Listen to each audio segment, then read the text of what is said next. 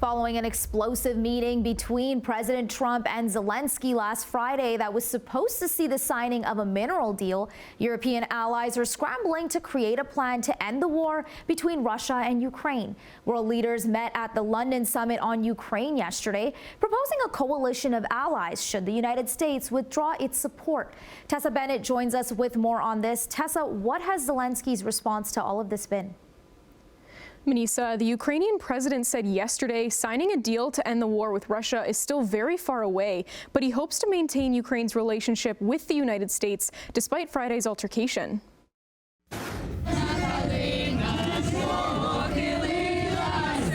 The aftermath of a disastrous meeting between U.S. President Donald Trump and Ukrainian President Volodymyr Zelenskyy continues to reverberate around the world. But Zelenskyy refuses to give up on relations with the states and is bringing attention back to the core issue at hand. Late in the day on Sunday, he said a deal to end the war between Russia and Ukraine was, quote, still very, very far away. The war will not end unless there's credible deterrence against Putin and Russia. Zelenskyy also said he thinks the country's relationship with the U.S. will continue and that his country was ready to sign a deal granting the United States the right to minerals in Ukraine.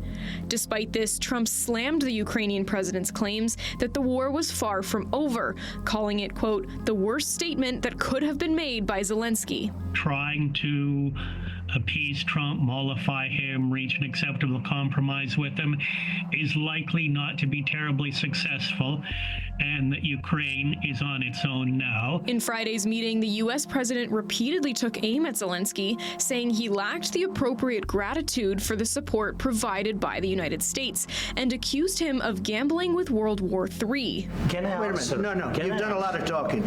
Your country is in big trouble. I know. You're not winning. You're not winning this. Zelenskyy was eventually told to leave the White House early without signing any deals. And I think it's very important that that the United States stands on the side of those who are fighting for their own liberty and for their own country, rather than the side of the country that is brutally invading. After the explosive exchange, Zelenskyy traveled to the UK to support Prime Minister Keir Starmer's efforts to rally European allies to continue to provide aid for Ukraine. First, we will keep the military aid flowing and keep increasing the economic pressure on Russia. World leaders are among those responding to the tense Oval Office meeting between Trump, his vice president, and Zelenskyy. Starmer has declared what he is calling a coalition of the willing, which would come together and draw up a plan to end the war before presenting it to Trump for his support.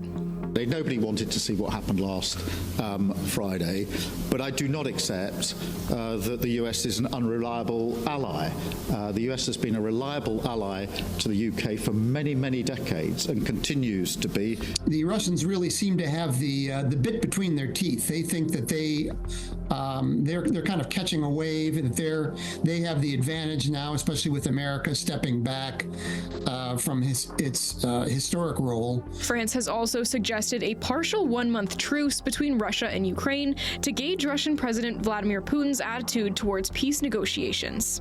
Testing his intentions may be useful as a means of spinning the process out, but it's not going to lead to any sustainable peace settlement. Since Russia's full-scale invasion of Ukraine in February of 2022, Europe's biggest armed conflict since the Second World War, tens of thousands of people have lost their lives on both sides.